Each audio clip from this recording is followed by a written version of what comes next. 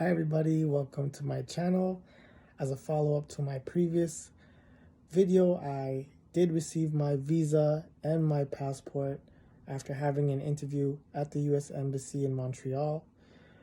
If you recall, the staff member there did indicate I would receive it within 2 to 3 weeks. I did receive it in 2 weeks. Maybe it's because I live in the GTA.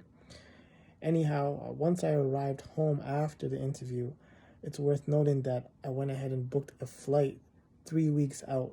I was quite confident that I would receive the visa, and I did. You may want to ensure yourself with the cancellation policy, but the reason why I would jump the gun is because really prices get higher during December, and it helped save me a couple of dollars.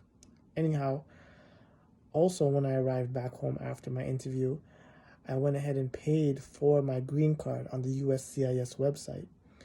So it's a separate website from the actual case processing website, which I find hard to find sometimes. Anyhow, it's a separate website. Went ahead and paid for my green card. Also updated my address. The address that I had on my application where I wanted my green card to be sent to had since changed. So I went ahead and updated that address on the USCIS website. And it's also worth noting that I believe it's on the actual spousal application or maybe even on the USCIS website. They give you the option of receiving or applying, I should say, and then receiving your social security at the same time, as opposed to getting your green card and then applying for your social security after the fact. So I went ahead and ticked that off, and it was convenient really because I would receive both pretty much at the same time. So I went ahead and did that. Fast forward to the day of my flight now, after checking in my luggage, arriving at about 2 a.m. They do suggest, the airport does suggest you arrive 3 hours earlier from when your flight is scheduled. I think I arrived 4 hours because I didn't want to miss my flight again as I did back in the summer.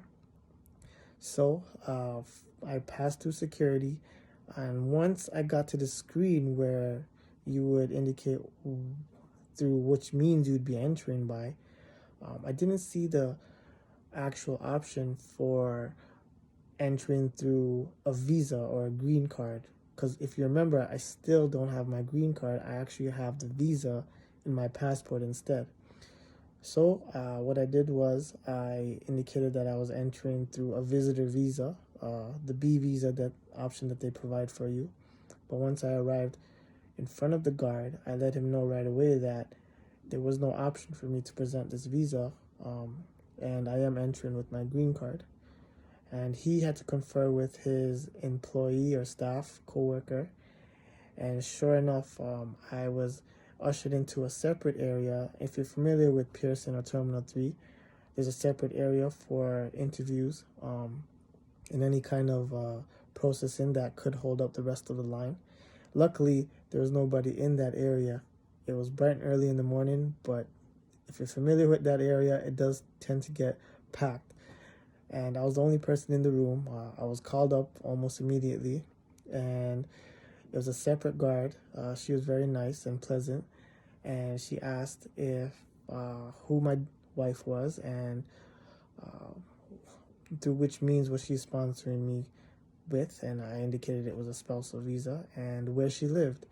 Now, it got a bit tricky here because again, I updated my address as to where I wanted my green card to be sent to, and that address differed from the one we indicated on the application. So what this guard was seeing was really the address we had indicated on the initial application. I had to explain to her why the address changed, us having to move around because of the pandemic, and my wife being pregnant, and she understood. And I just had to provide those details to her. Again, provide the updated address. So that took about 5 minutes or so, and I was on my way to my flight. It's also worth noting that during this day, there was a huge blizzard in the US, and in what normally takes 2.5 hours, took about, I think, 7 or 8 hours. And I finally got to see my wife and my daughter after, I think, almost since September. So that's more than 3.5 months or 3 months or so.